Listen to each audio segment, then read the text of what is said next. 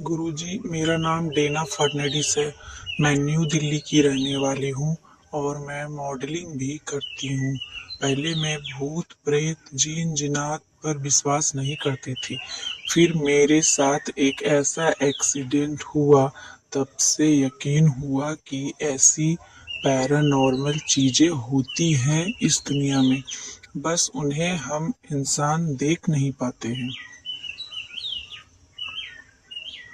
और इंसान पर सब कुछ घटित होता रहता है। मेरी लाइफ बहुत अच्छी चल रही थी। एक दिन मेरी फ्रेंड जोया ने मुझे कहा कि यदि एक मस्जिद रात के 12 बजे के बाद जिन और जिन्नात उस मस्जिद में नमाज पढ़ने के लिए आते हैं। वहाँ के लोगों का कहना था कि रात के 12 बजे के बाद मस्जिद में इस तरह की आवाजें आती हैं।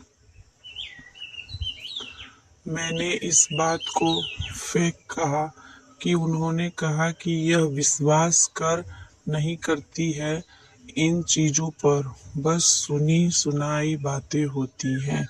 तब जोया बोली, अगर तुम्हें मेरी बातों पर विश्वास नहीं होता है तो खुद ही आज रात जाके देखो। बस इतना ध्यान रखना कि हर बार की तरह मेकअप और बाल खुले मत रखना और परफ्यूम भी मत लगाना, जो कि एक प्रकार से बुलावा होता है जिन लोगों के लिए। मैंने पूछा, क्यों, इसका क्या होगा? उसने कहा कि सब जिन मुझे पर फिदा हो सकते हैं और मैं बड़ी समस्या में आ सकती हूँ।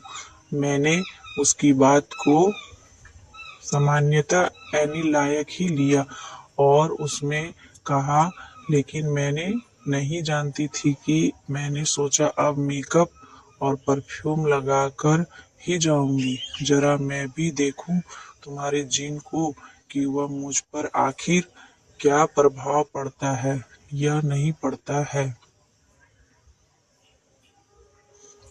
तो इसमें जो है एक प्रकार से वार्निंग दी इनको, आप ऐसा करना ठीक नहीं होगा। हर बार की तरह रात में मेकअप करके गई, क्योंकि ज्यादा पता था कि कुछ नहीं होगा। यह भी मेरी सबसे बड़ी गलती थी। मस्जिद में से कोई आवाज नहीं आ रही थी। यह देखकर मेरा कॉन्फिडेंस और भी बढ़ गया। किसी भी तरह मैं अंदर गई और अंदर ही की तरह खुशबू जो है फैली हुई थी। वहाँ बहुत अच्छा महसूस हो रहा था। मैं थोड़ी देर वहाँ पर रुक कर देखी। मुझे जोया की बातों पर हंसी आई, क्योंकि वहाँ ऐसा कुछ नहीं हो रहा था जैसा जोया ने मुझे बताया था। तभी मुझे ऐसा लगा मेरे पीछे से कोई गया था। मैं तुरंत मुड़ी और देखा कि कौन है वहाँ पर। मुझे कोई नहीं दिखा। वापस टर्न हुई तो देखा मेरे सामने एक सफेद साया था और मुझे लगातार देख रहा था। मुझे लगा कि मुझे मार डालेगा। मेरे हाथ पैर ठंडे पड़ने लगे और चीखती चिल्लाती गिरती पड़ती कैसे भी करके मस्जिद से बाहर आकर कार मैंने स्टार्ट की और सीधे वहां से घर आई। माँ पापा सो रहे थे। मैं चुपचाप बेडरूम में जाकर सो गई। उसी रात मुझे सपने दिखाई पड़े। देखा कि एक हैंडसम सा क्यूट सा लड़का मेरे सामने था। दूसरे दिन की बात मैंने जोया को बताई। उसने कहा कि वह पक्का जिन था, लेकिन फिर भी मैंने उसकी बात को नहीं माना। फिर मेरे रुक का काम पता नहीं कैसे होने लगा। जितने भी काम थे जो रुके हुए थे सभी होने लगे। जब मैं भी अकेली होती हूँ तक मुझे किसी के होने की एहसास होता है। लगता है जैसे कि कोई मुझे देख रहा है। अब मुझे डर लगने लगा। हर टाइम मैं अपने पास किसी को फील करती हूँ। एक रात मेरी आंख खुल गई क्योंकि मुझे ऐसा लगा कि मेरे पास कोई लेटा है। मैं एकदम से डर गई और कोई वहां से गायब हुआ। यह देखकर मैं नींद उड़ गई है। क्या करूं, कैसे करूं, किसे बताऊं, कुछ समझ नहीं आ रहा है। पूरी रात बाइबिल पढ़ती रही हूँ। फिर दूसरे दिन यह सारी बात जोया को बताई। उसने बताया कि यह सब अब ठीक नहीं है, तुम्हें किसी पीर बाबा के पास जाना पड़ेगा, क्योंकि ऐसी चीजों की रक्षा के लिए बाबाओं की सहायता लेनी पड़ती है।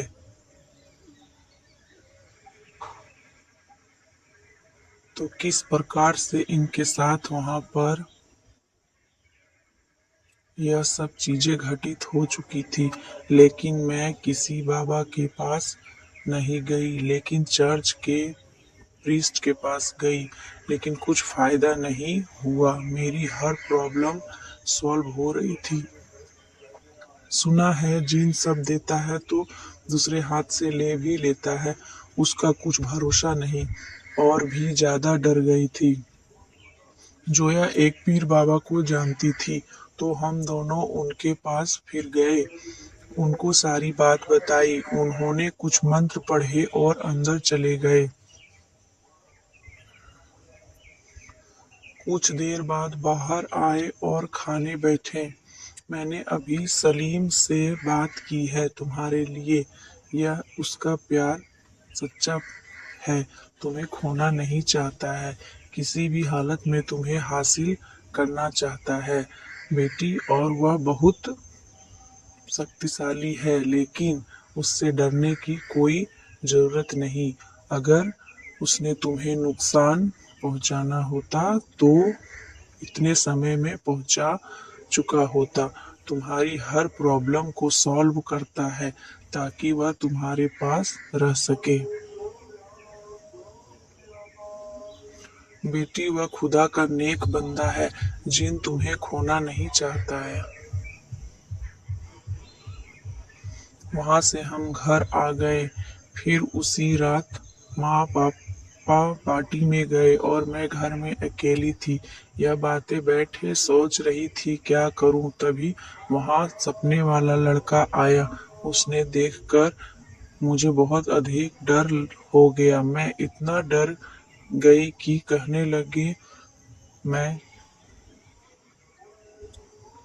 जिन शहजादा हूँ। यह उसने कहा कि मैं जीनों का शहजादा हूँ। मेरा नाम सलीम है। इतने दिन से मैं तुम्हारे साथ तुम्हारे घर रहकर तुम्हारी प्रॉब्लम को सॉल्व कर रहा था। मैं तुम्हें कुछ नहीं करूँगा क्योंकि मेरा प्यार सच्चा है। अगर करना होता तो इतने दिनों में यह सब कर लेता। मैंने पूछा क्यों पड़ गए हो मेरे पीछे, तो उसने कहा, अरे अभी तो बताया कि तुमसे प्यार करता हूँ, तुमसे शादी करना चाहता हूँ, मैं तुम्हें बहुत खुश रखूंगा। मेरे बलिदान भी तुम्हें पसंद करते हैं। मैंने पूछा तुम जीन हो, मैं इंसान। जीन और इंसान की कोई मेल नहीं, उसकी शादी नहीं हो सकती।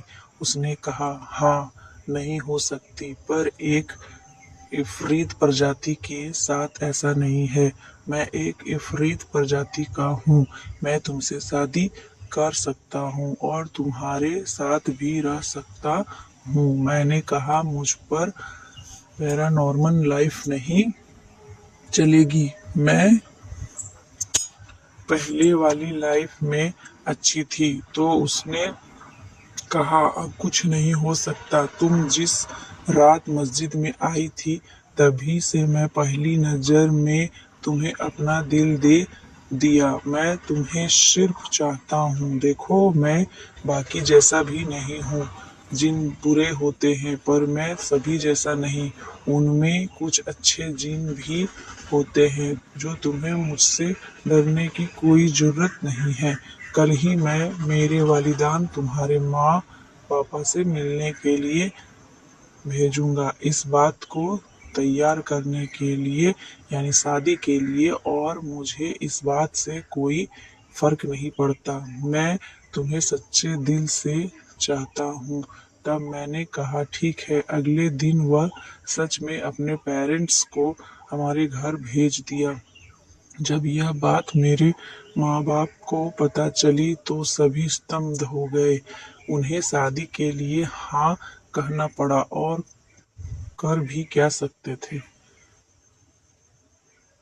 गुरुजी सलीम मुझे लेकर मैं बहुत ज्यादा प्रोटेक्टिव और इनसिक्योर हो रहा है और वह है भी क्योंकि जब भी मेरे पास कोई लड़का आता है तो उसे कुछ न कुछ करके वह भगा देता है। यह सब देखकर विश्वास हुआ कि दुनिया में बहुत कुछ है जो हमें नहीं मालूम। गुरुजी मैं जिन से शादी नहीं करना चाहती हूँ, नॉर्मल लाइफ चाहती हूँ। माना कि मुझसे गलती हुई है। प्लीज आप ही बताइए कि मैं क्या करूं। अगर आप चाहते तो मेरी स्टोरी पर अपने चैनल पर डाल सकते हैं क्योंकि इससे लोगों को जान पाएंगे कि इस दुनिया में बहुत राज है जो हम नहीं जानते हैं।